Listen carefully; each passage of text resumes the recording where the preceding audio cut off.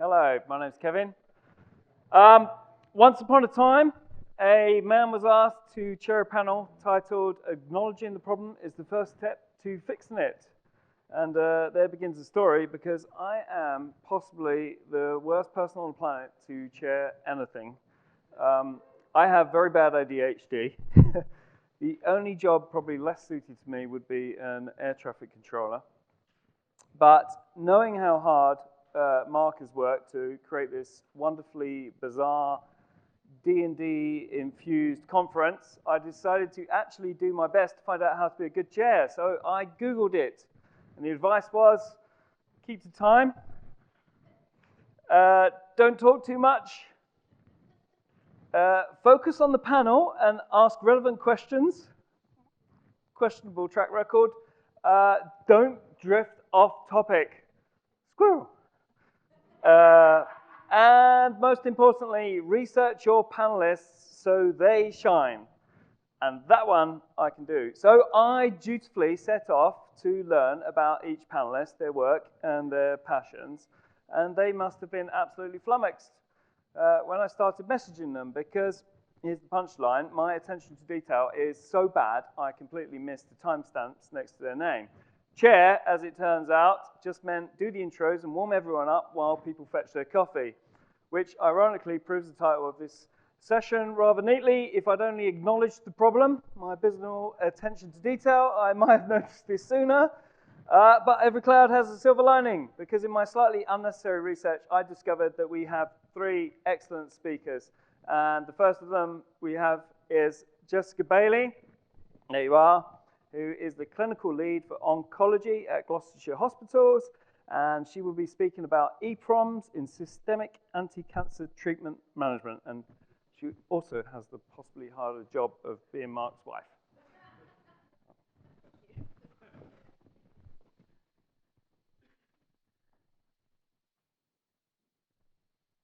Great, thank you. It's lovely to be here. Not completely my idea, but there we go. So as Kevin said, I'm a consultant oncologist.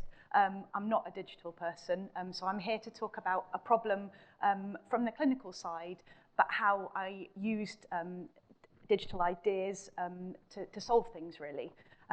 So ePROMS means electronic patient-reported outcome measures. So that's a way of patients being able to tell us about their outcomes using electronic methods. And SARD, as Kevin says, is systemic anti-cancer treatment. Used to be chemotherapy, but now we have so many different treatments. We use this umbrella term. So it basically means drugs for cancer. And this is the problem. So as clinical lead, I'm responsible for providing oncology care to all patients who need to have it. And the problem comes from a good place. We have lots of good cancer treatments, and month by month by month, they are coming through nice, and we have 3 months to roll them out. Every time we give a treatment of SARD, so this is what these numbers are showing, that's kind of the end step. That's the patient having the treatment. But up front of that, you have to assess the patient, check about any side effects. You have to do a blood test. You have to generate a prescription. And then you give the treatment, either tablet treatment, or you give actually an intravenous or a subcutaneous treatment. We don't have lots of people coming. We don't have money to pay them. We don't have time to train them. So we can't keep up with this. It's about 7% year-on-year increase in activity. So I wanted to look at whether we could get the patients to do some of the work themselves. And there's lots of reasons why that's a good thing. The reference there has shown that ePROMS actually improve quality of life for patients. They improve physical function. They improve adherence to SARD. So it felt like a good place to start. We've talked about the workforce. We don't have the workforce.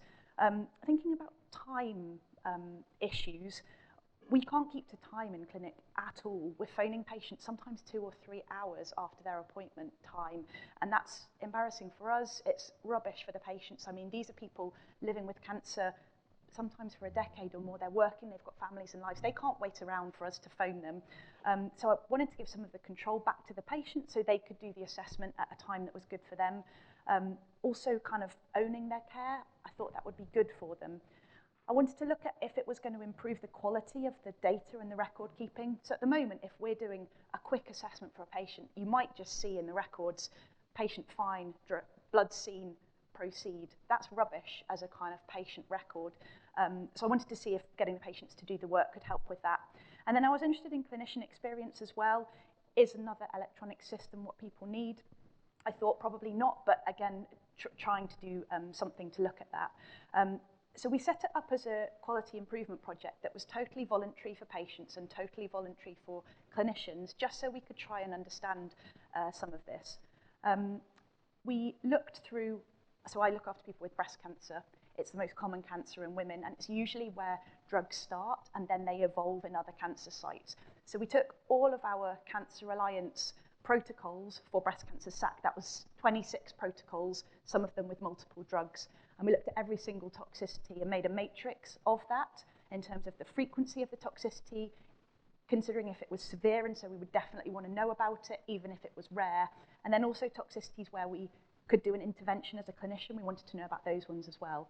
And then every drug, we also went to the summary of product characteristics that tells you even more information about side effects. So it was a bit of a mega matrix. And then we researched all of the patient-friendly, validated questions that exist already in the literature to be able to describe those toxicities. And we ended up mainly using CTC PRO, which is a validated tool from clinical trials for patients to report their outcomes. We did have to amend the wording of some of them because diarrhea, for example, is quite important in oncology. It said how significant is your diarrhea, and it was maybe mild, moderate, or severe, but that's not enough for us if the patient's doing the work. So we did put some additional questions about how often are you having the diarrhea. We then looked at all of the tools that were available to be able to capture this information. In Gloucestershire Trust, we're not an academic centre. It was a non-starter to try and make our own tool. That would have never got through any of the kind of digital information governance stuff.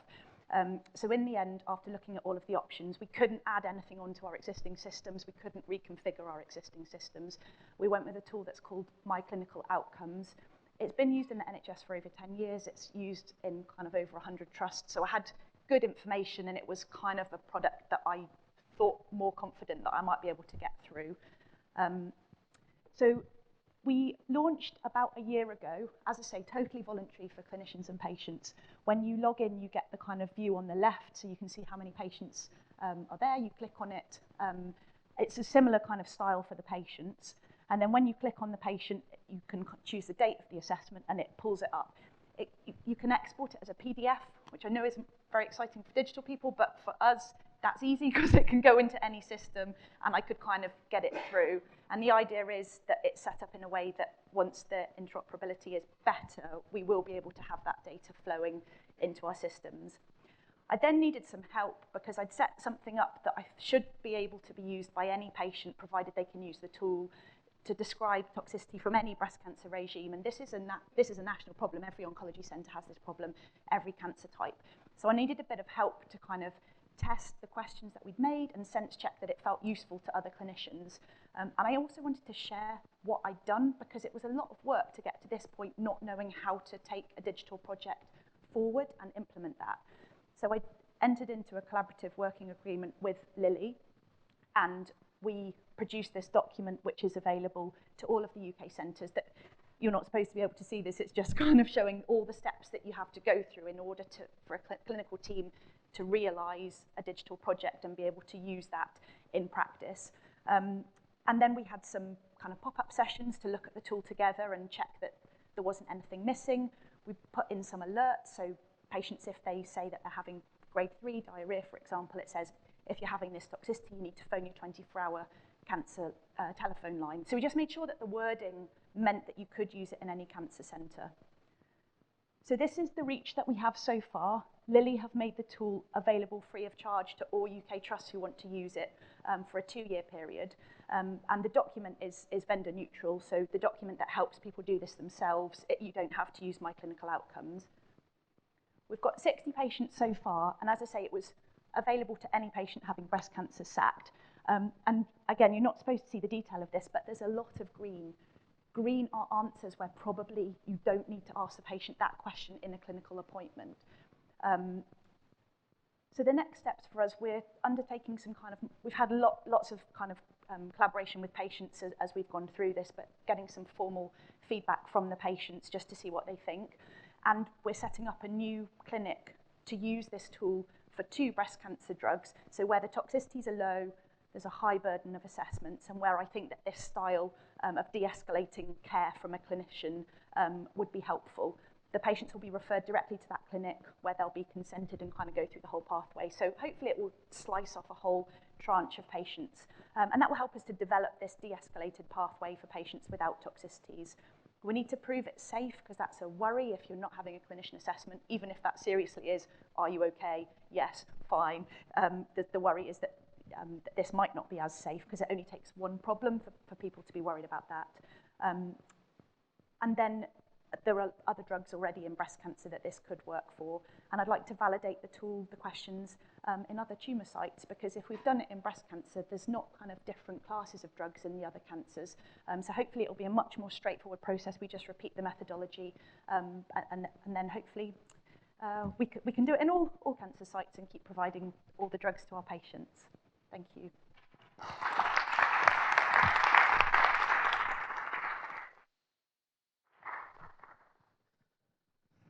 Thank you, Jessica.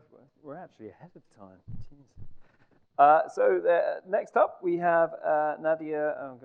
Please don't make me try and pronounce your surname. It's like a Jeremy Hunt of a surname to pronounce. Nadia Kuftinoff. Got it in one. Did I get in one? Brilliant.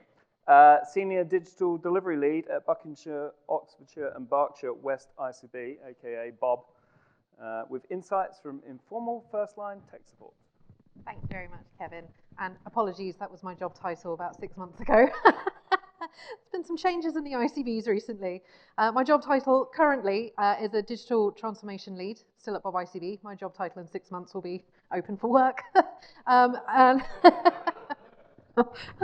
I'm here today to talk about insights from informal first-line tech support. This is my love letter to people who are the tech person in their family or their team. So if you've ever been asked to sort out a Wi-Fi router, or you're constantly closing the tabs on your parent's phone, or somebody needs help with Excel, this one's for you, my homies. So let's define first, what is an informal support system? So I've kind of come up with an idea. You'll see Clippy throughout these slides, because if you were here last night, I love Clippy, sort of. An informal support system, people around you who help you to complete tasks. Like, that's what it is in its essence, right? An informal tech support system is just somebody's there available. You ask for help. If they can help you do it, they will help you do it. Their role is not specifically to provide support like a help desk is. So that's an important definition. Like, they're not the help desk. That's not their job. They are not a one-man help desk by any means. But they might be a pioneering member of the tech native generation, so millennials. They might be a nerd, and I'm nerd light. I'm not like super nerd, but I'm like kind of nerd, and I like nerds, so that's good. Someone knowledgeable who you don't feel afraid to ask for help from. So this is important as well. Somebody you trust to be vulnerable around. Somebody you can say, I'm going to ask a silly question, but also somebody you might trust even further to not even caveat that as a silly question. You're just going straight in. This is going to be a dumb question. I don't care what you think about it. I need your help now. And somebody who will show you how to do things for yourself if possible. So someone who will not just do it for you, but will through gritted teeth, maybe try and get you to learn how to do the thing as well, so that perhaps you can do it yourself next time. So that's the kind of system of support we're looking at, is somebody who is just there for you, basically, and you can reliably go to, and they will give it their best shot to help you out. So why does this kind of informal support network matter? Well, it creates a supportive and collaborative atmosphere. Like, I have made a lot of friends through being that person who can help them with techie things. Even when I don't know the answer, they will come to me and be very, very understanding if I say, I'm sorry, I can't help you with that. It's an opportunity to upskill little and often. So it's baby steps, basically. Like, maybe the first time somebody comes to you and asks how to rotate a PDF, you do it for them, you show them next time, you go through it together, you reinforce it, you get to a point where they can rotate that PDF all by themselves. Yes. Builds and strengthens relationships. This is really important because we work in silos a lot. That's nothing new in the NHS. If you can find one person from another team that you know on a first name basis and you can chat with, I consider that a massive win in this day and age. What risks and opportunities do they present? So your informal support networks as a whole.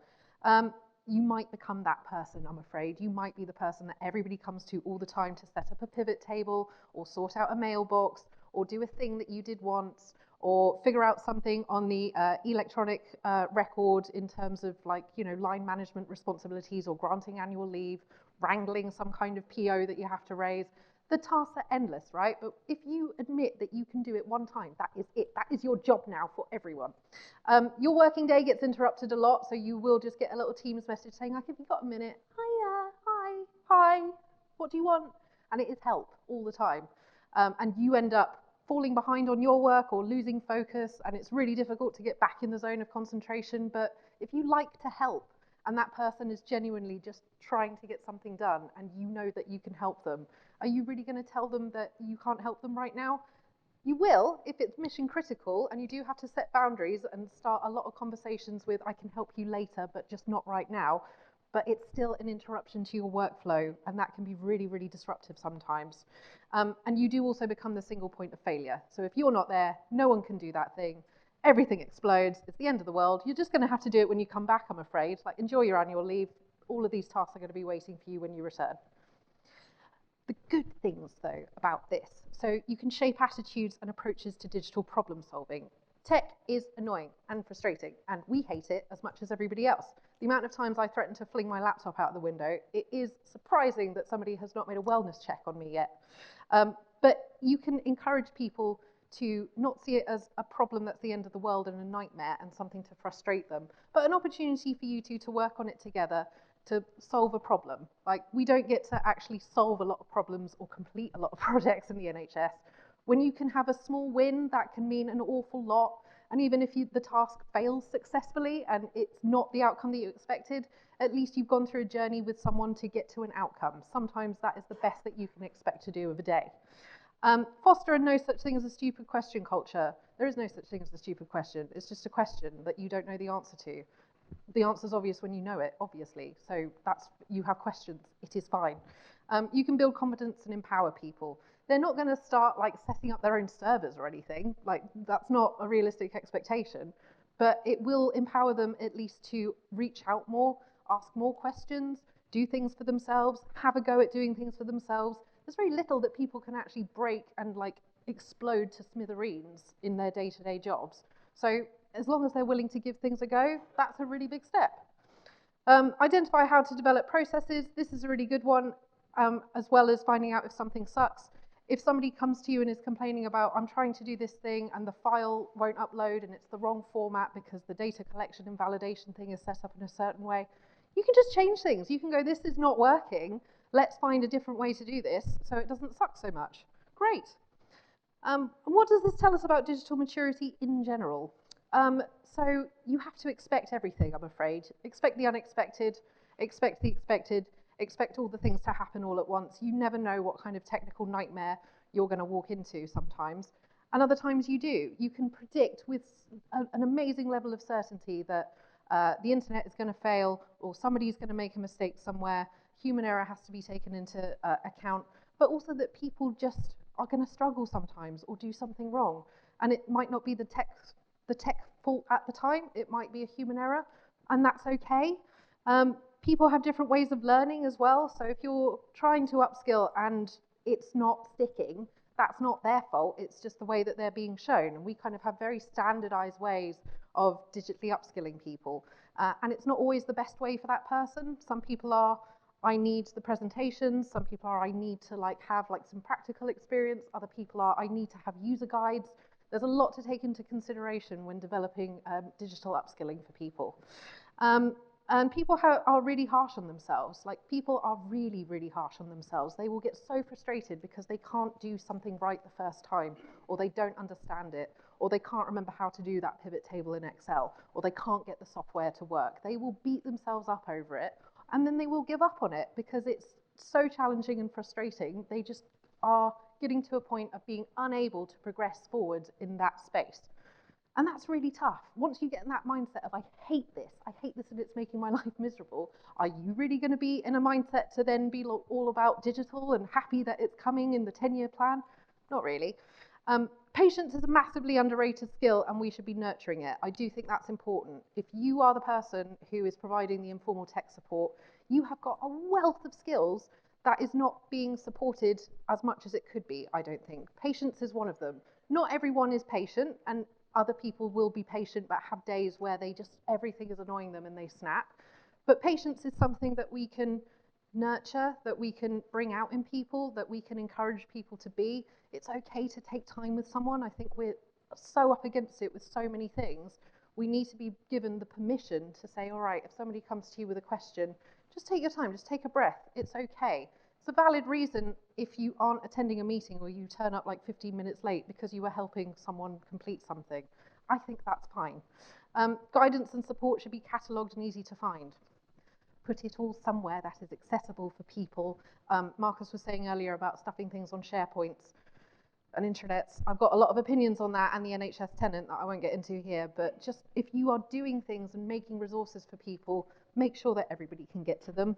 And God bless, you know when you like need something and you Google something and you find that a trust has got a user guide for something and you're like, oh God, this trust is amazing, they've put it on the internet. Be that person, put things out in the open, make it so that everybody can Google the thing and find the thing. Or better yet, have some kind of like dedicated forum or something.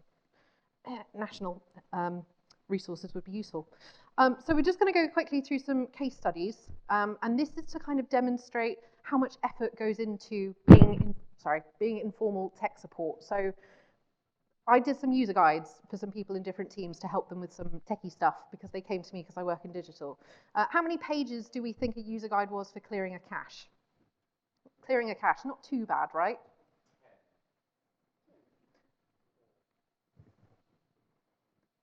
7. When you're talking to people about clearing a cache and you say, oh, you just open up your browser, there's your first, what browser are they using? When you say the word browser, they're going to be like, what do you mean? You'll have to say if it's Chrome or if it's Edge or whatever else they're using. You have to take things right down back to the beginning and just make things very, very clear for people. And I always do this. I know sometimes I'm talking to people who completely understand most of what I'm saying. Doesn't matter. This can be a resource for other people who don't understand what I'm saying. Uploading a document to a SharePoint site. How many pages of user guides do we think this was?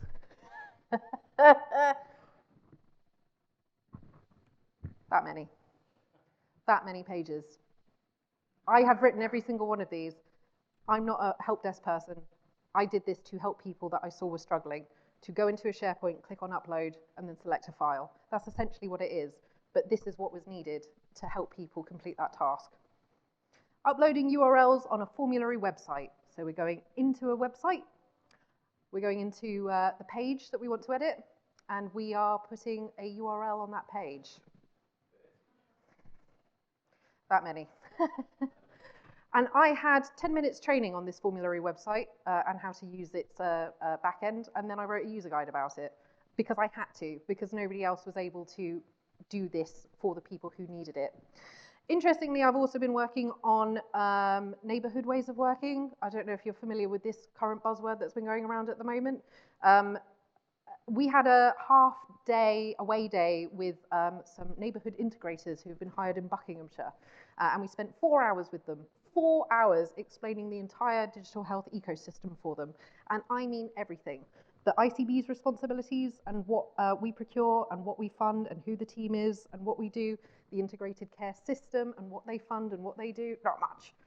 And the different systems that they'll encounter and what they do and how they interact with each other or don't. The NHS app, we have to give an overview of that and made it like a fun little quiz to try and spice things up. It was great. The shared care records that we have as well, like all of these things underpinning neighbourhood ways of working. And by the end of it, they were livid. They were so angry with the way that digital things work because they had spent hours with us and they were asking all of these pertinent questions like, well, why is there one instance of Rio here and another here, but they don't talk to each other? Oh, different, innit? Different. Can't do that. Oh, so why is there, so the shared care record, like that works in one part of the ICB, but the data isn't there for the other part of the ICB? No. Is that coming soon? Maybe. Data sharing agreements in general, that blew their minds. Like there's so much too digital to understand. And it took 4 hours just to kind of do the surface level on it. I didn't even get into the data assurance stuff and data sharing agreements, which I bet they were really, really looking forward to on the day. So this tells us that you have to expect to spend a lot of time on digital support for people. And I don't think we have a lot of the right support mechanisms in place for the people who offer that informal support to people. So my plea is to people that we need to start thinking about rethinking what we do about digital support, how we help people within our teams to offer that support, and just making sure that people receive that support who desperately need it. Thank you very much.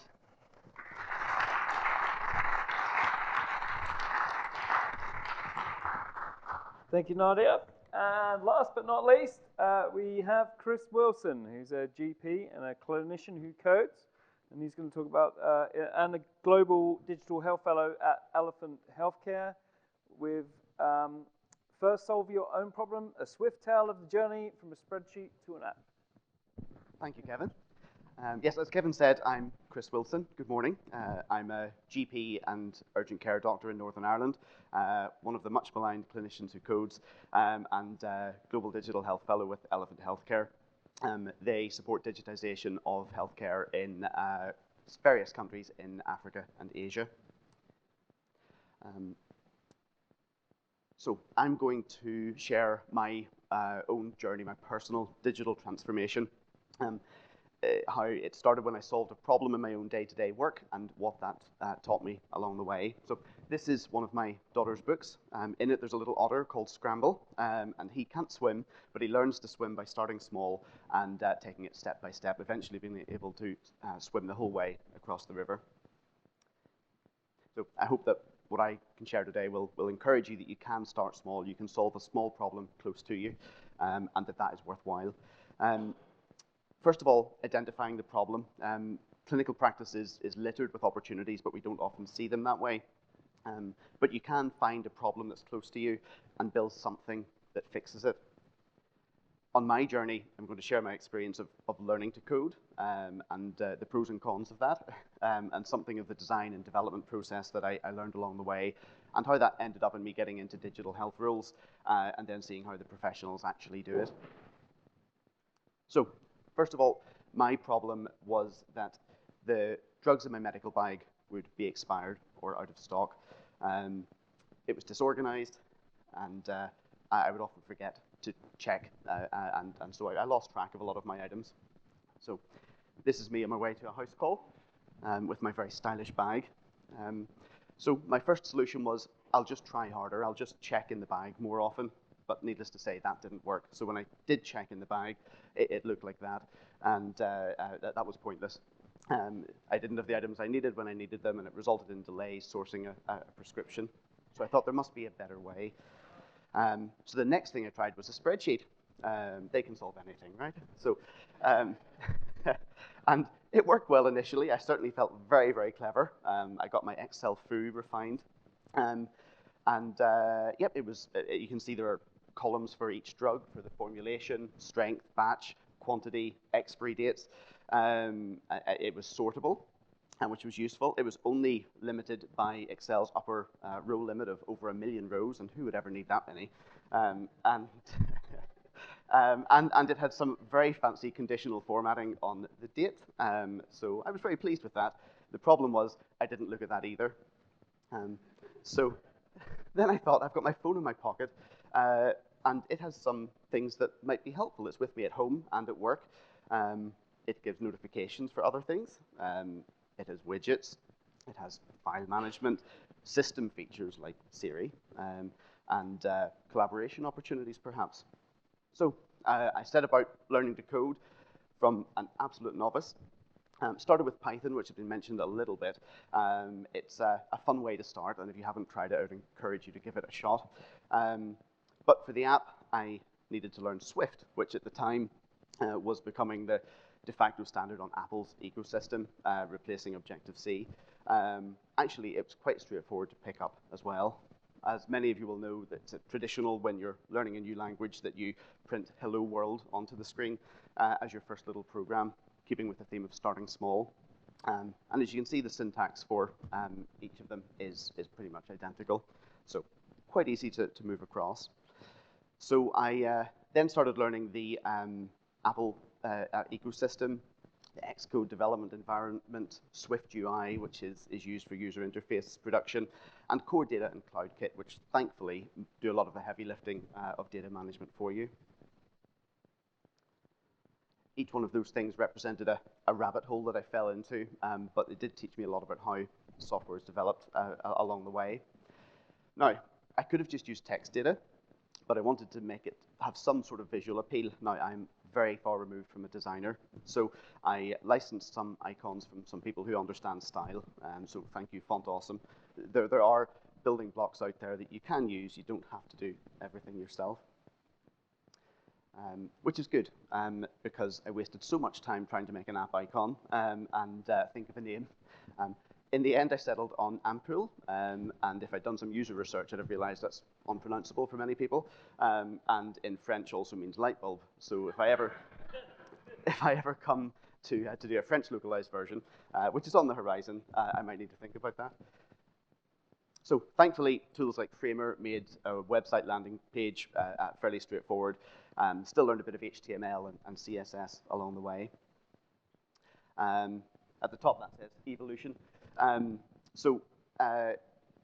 After release on the App Store, I added new features to it, sometimes based on user feedback, sometimes my own ideas. Quite a meandering path, really. It added summary charts for using the Swift Charts framework. Again, another tool that made something fairly straightforward. Links to the British National Formulary, tutorials, iCloud collaboration, which ended up in a web app front end as well. PDF printing and exporting options, barcode scanning, and customization. So if you didn't like the color scheme, you could change it, because of course that's an essential feature that I had to spend my precious time working on. I want to talk a bit about the barcode scanning, because that's the thing that sort of launched me sideways into an interest in informatics, actually. Many of you will know that most UK drug packs have a barcode that encodes a Global Trade Identification Number, or GTIN, and many will have a two-dimensional data matrix as well, which also directly encodes batch numbers and expiry dates as well. So I learned that I could leverage the Dictionary of Medicines and Devices, DMD, which has been mentioned yesterday, it maps GTINs to drug data. So I adapted that, went back into Python, used the Flask framework, and made a web API that would return the drug data to my app when a barcode was scanned. So now I was able to scan items into the bag, which made the whole process much quicker. And I was moving towards a point where I didn't have to touch my bag at all, which felt very good. I also spent some learning time doing some system features, like you can see it adding items via Siri, widgets, but the thing that actually solved my original problem was notification. So now I could finally get notified a customizable amount of time before things expired, and then email a PDF to the pharmacist and make a stock request. Now, it might seem strange, but the one thing I'd never actually considered with releasing the app in the App Store was users. I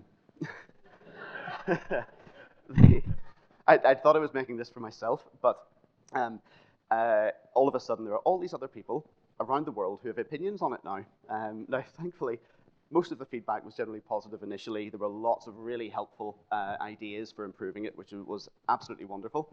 Of course, sometimes you will get a user weaponizing a one-star review as a feature request. This particular one requested for national drug codes to be added, which are used by the FDA in the United States, which I did eventually add, and then got lots of other requests from other countries around the world for their specific drug data dictionaries to be added as well. So that's a long-term work in progress. Sometimes you can also get distracted by the details, which was a problem. So in the relentless pursuit of concentric corner radii on your user interface elements. So that was a good way to spend my time, I'm sure. Thankfully, as of iOS 26, developers can now do this much more easily with some of that code up there in the Swift UI framework. So what's next?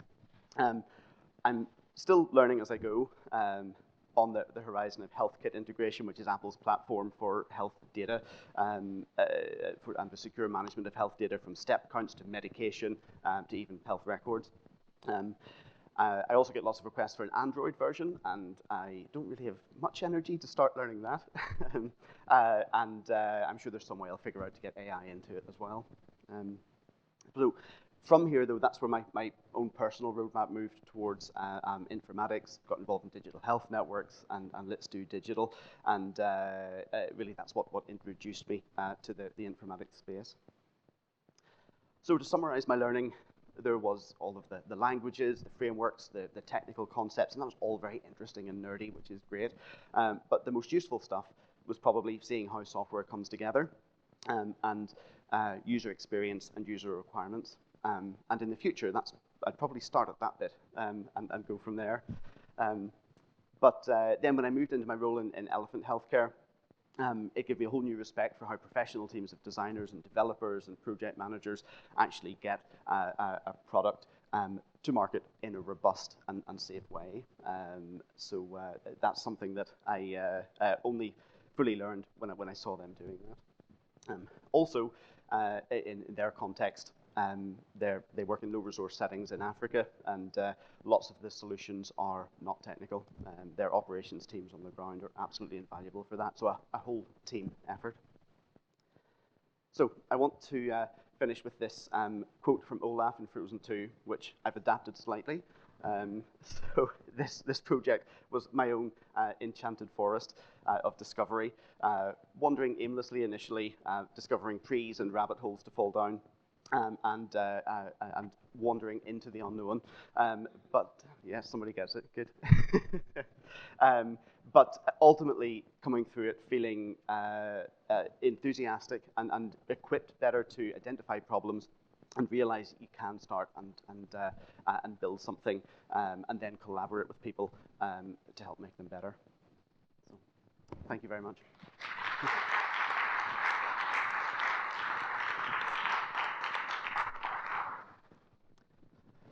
Thank you, Chris. I think we're on to any questions. Is there a microphone? Can I express a strong preference for questiony questions?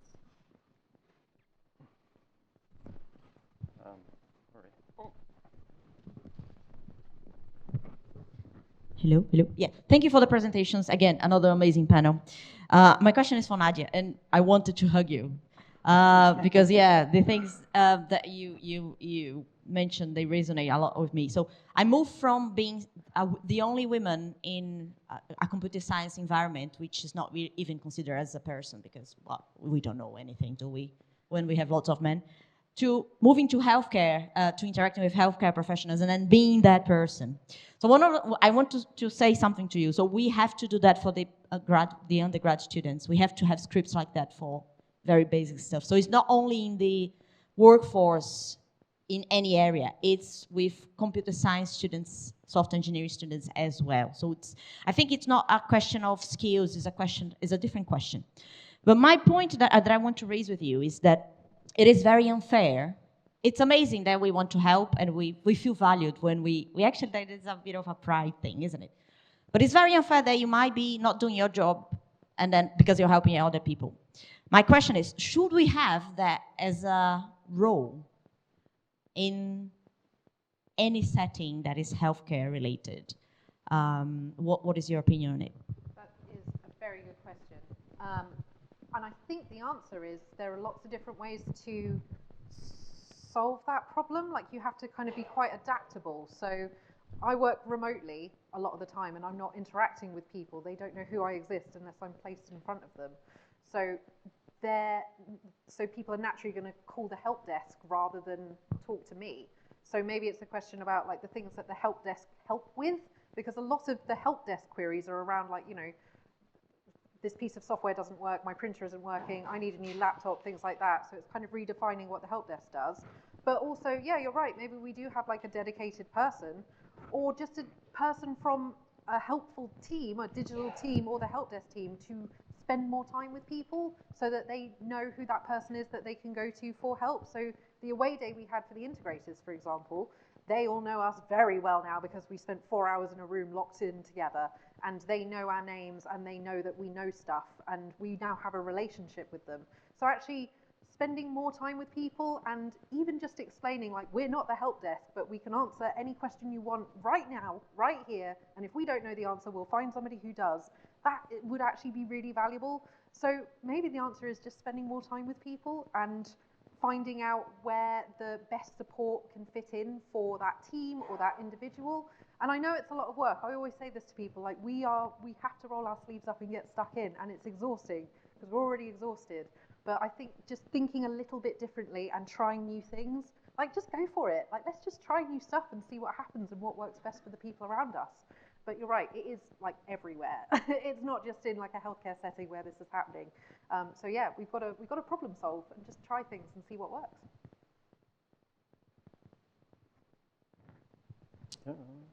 For all of you, really, why do you think we don't have good feedback loops for applications that are digital?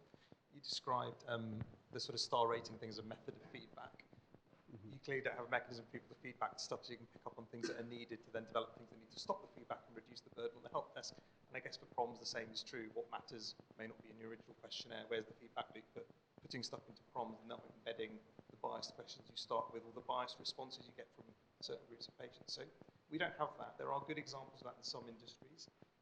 They're not ubiquitous there either. So would you all give us a view on why we don't have those things that I think would be really useful? Yeah, Chris, why? Yeah, my main experience of that is on the App Store, where it's funny, in that environment that the ratings are critical. If you want to be found on searches, you need to have a reasonable rating. So that's why it's frustrating when you get a review that seems very polarized over one issue, even perhaps something that your app isn't aiming to do. But of course, part of that is that user's experience, and that maybe is still important to be aware of. So without having sort of those similar systems in other domains, I wonder, often it's a fear of judgment. You know, that you take it quite personally if you've been involved in a project and someone rates it poorly. And so, yeah, I think maybe there is, I agree, there's a lack of perhaps an entirely constructive way of doing that robustly. And I don't think necessarily the star rating is the right way to do that in an NHS context, for example. But some way of being able to track, perhaps come back to what Marcus had said about tracking bugs, feedback, that sort of thing in a robust way that is findable and open, might be helpful. Yeah, and I think from the ePROMS perspective, I guess I'm sort of thinking about staff feedback and then thinking about patient feedback maybe separately. And I think maybe from the staff side first, it would be really good to have a kind of regular way of getting that feedback every time somebody's interacting with a tool. I think it's hard to see how you would do that in a kind of non-automated way for people to have time to actually do that. And when we tried to think, so it's not directly about feedback, but it's things about kind of getting data that already exists to kind of get measures up front to then measure that again after you've implemented the change. It was really, really hard, which doesn't mean that we didn't try, but I couldn't do that myself. So I've been able to influence the things that I can control and I understand enough to change. But working in healthcare, that's really hard if you don't quite understand the question well enough. Well, you understand the question, but you're speaking then in a different language to the person who has to help you to answer the question. So we tried to, our kind of patient tracking system, the reception team arrive when the patient gets there, and then we outcome when we finish dealing with them. So I thought, well, that would be really easy then. You just measure how much time that is, and then you know how long the patient's been waiting in the department, and when they leave, how different is that from the time that their appointment was? Oh my God, there was no way of doing that. So it's not really answering your question, but really I think from the staff perspective, you probably need like lower hanging fruit. There's no extra time or slack in the system to be getting that feedback. And if you want it consistently, you have to have automated ways, and then we need people to help us as clinicians because we can't do that. We can kind of have ideas about how you might do it, but we can't translate that. And then from the patient perspective, we had lots of kind of, I mean, the patients are, they really want to help us with this. They can see how hard people are working, and then because patients come for years, they can see the change in what we're trying to do and having to do, and so they were really involved with trying to help with this project. So kind of looking at the questions, trying out the tool, kind of checking it works, talking about it. So I've got sort of patient reps who are my patients who I've worked with on this.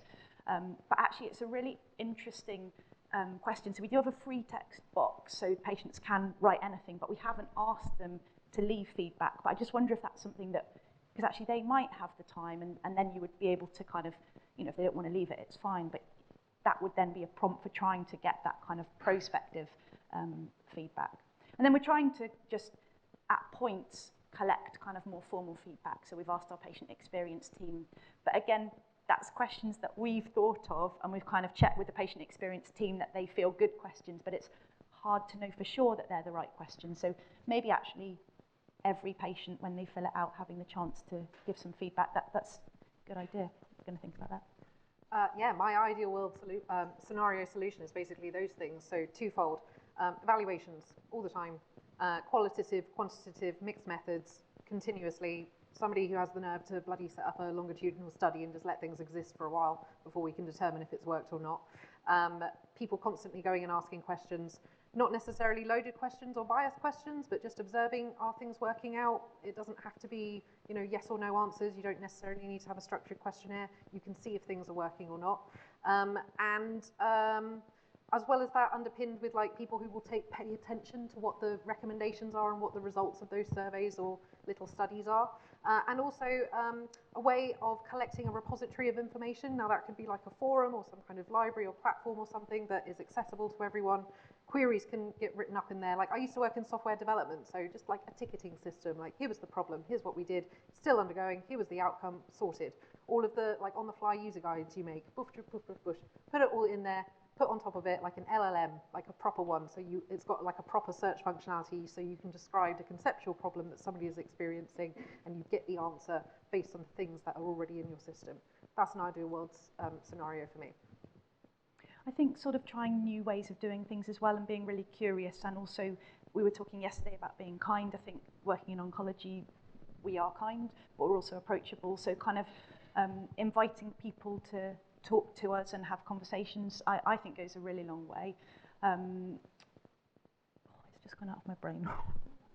Being kind? No, it wasn't that. Oh, no, but setting things up in a different way as well. So quite often in oncology, the standard way is that you do kind of formal research and you kind of, there's one way to do it. But actually doing this kind of quality improvement style just allowed that way of things being voluntary. That was quite interesting to me. I wanted to know, I didn't want to tell my team that they had to do this, and for every patient who wanted to do it, they had to do it. That felt like the wrong way round. I wanted to say, this is available, if this is going to help your workflow, you know, tell me how you find it. And actually, they didn't find it very useful because having it available to all breast cancer patients, they didn't know if the patient had done it. So that helped really to kind of define where we're going to take the workflow and put it somewhere else. So yeah, I think just kind of doing things differently, being brave, and involving your teams, really kind of those collaborative conversations is really helpful. Can I just add, I think, yeah, I absolutely agree, and gathering feedback proactively is good as well. In Northern Ireland, there's a bit of an issue with Google ratings of GPs. I'm not sure how it is here, but people are most motivated to make a one-star review there where they've had a bad experience, and those are important to be addressed. But being proactive lets you be balanced and get that range of views. It gives you a more accurate idea of how you're performing from a patient perspective. This is a question about ePROMS. Are you measuring change, or are you measuring point in time? Well, you can measure either. So the new kind of approach, so we're sort of moving into the second phase of the project. So we have a tool that patients find easy to use. We can see the data, but as I was saying, in a kind of unselected population coming to clinic who could have any toxicities because they're on any drugs, it's not going to be viable to improve care. So moving into the space of picking a couple of drugs and the patients all doing the ePROMS will allow us to kind of assess measures at that point in time. So it's basically saying, are you okay to go ahead with the treatment? Do we need to change any of the doses? And can the ePROMS replace the clinician assessment for a certain group of patients to permit that, to allow us to not have to have the clinician assessments as well? But it's also tracking over time, so the patients can go in at any time and do the questionnaire. It kind of alerts, and this is something that my colleagues have found quite hard, because for ages we've given patients chemo diaries, inviting them to kind of log their own side effects at home and then bring that with them when they come for their assessment appointment. And now we're kind of doing the same thing. We're saying, you've got this web-based tool that you can go into at any time if you want to track and record what's going on, but we're not going to look at it until you come for your assessment, which is exactly the same as we've always done. But because it's a tool that we're giving them the login and we're kind of inviting them, and because it's web-based and we have access to the answers, why aren't we looking at it in real time? That's been a real worry from the clinicians. Sorry, gone a bit off track. But yes, it is measuring over time. So those patients who go into the ePROMS stream every 2 weeks to start with, and then every 4 weeks, and then every 12 weeks, that's following kind of time points that we already care for patients on these drugs, but replacing it with ePROMS will allow us to have all of that information. And there's quite a lot of opportunity there. I mean, ribociclib, which is one of the 2 drugs, patients modelling kind of the extra number of appointments because it's just come through from NICE. It's predicted to be 1,600 appointments for us in a year because so many patients are eligible for the drug. So actually, if you've got all of those appointments, all of that kind of data about real-world toxicity, we'll be able to tell quite a lot, but also kind of using that to predict earlier when people are going to be developing the toxicities, both in terms of kind of thinking about changing the dose of the drug maybe earlier than we would have done, thinking about diarrhea and things, how can you spot that earlier, but also identifying earlier patients who might need an assessment acutely with us. So I think there's quite a lot of opportunity to kind of track those outcome measures over time as well. So it's doing both is a short answer. Hi, this is a question for Jessica. Great piece of work. In terms of, you've obviously made it, you said you made it voluntary. So just that 50 patients that you mentioned, and obviously a number of clinicians, just to give me an idea, what sort of percentage of the patients kind of went for it, what sort of percentage of clinicians went for it, just in terms of acceptability, I suppose, in your population. And my second question is, I'm working respiratory, and I have a perception that I think breast cancer patients are probably more motivated than maybe some other oncology patients, particularly in my own area, in terms of lung cancer. So, in terms of the use of the ePROMS, are you using that to kind of reduce having to ask the same questions in clinic and therefore save some time, but also I presume it's not going to try and get rid of other ways of feedback, either from via a specialist nurse, maybe in those less motivated groups who are going to be able to engage with this digital platform.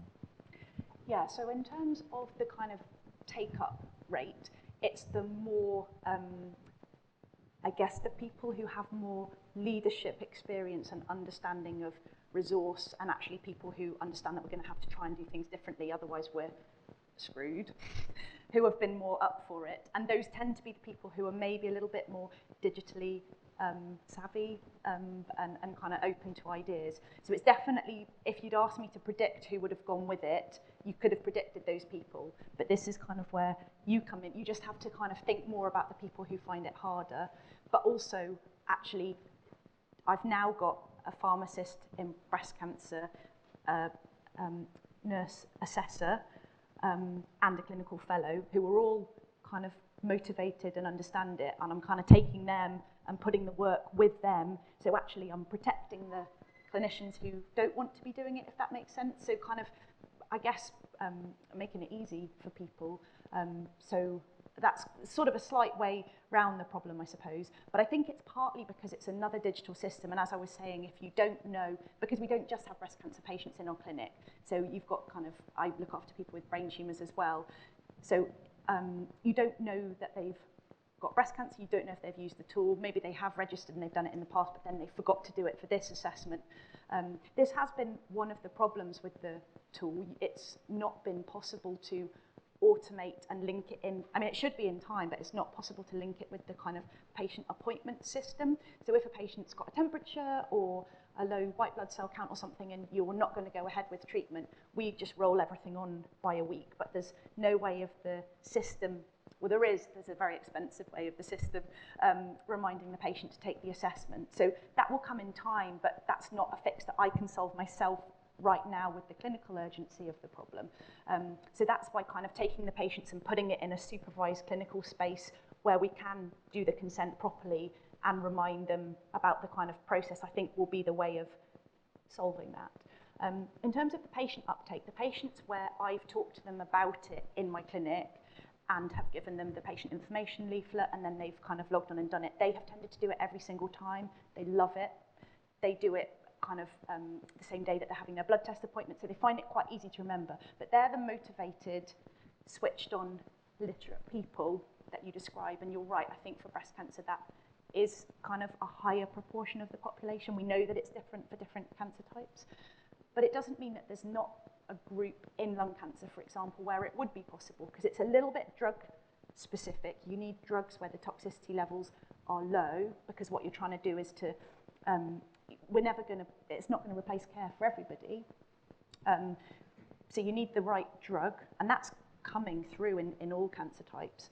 And then you need to think about ways of supporting patients to be able to do it if they want to do it, but I don't think forcing them to do it either. We're not saying that this has to replace, we provide brilliant care, we don't need to replace it for everybody, but if we can do it for the right people, and that will then carve out time for us to be able to provide the care to the people who can't take that approach. That's kind of how I see it fitting in. And we try to get sort of iPads and kind of help the patients to do it when they were coming to the hospital for the blood test. And we've tried ways of thinking about how we can not exclude anybody, but actually the kind of effort that took and then the uptake, it didn't really add that much overall. So we are sort of going with it just for the patients who do want to do it themselves at home. Okay, thank you very much. I think we're 2 minutes. Right, okay. I got the signal.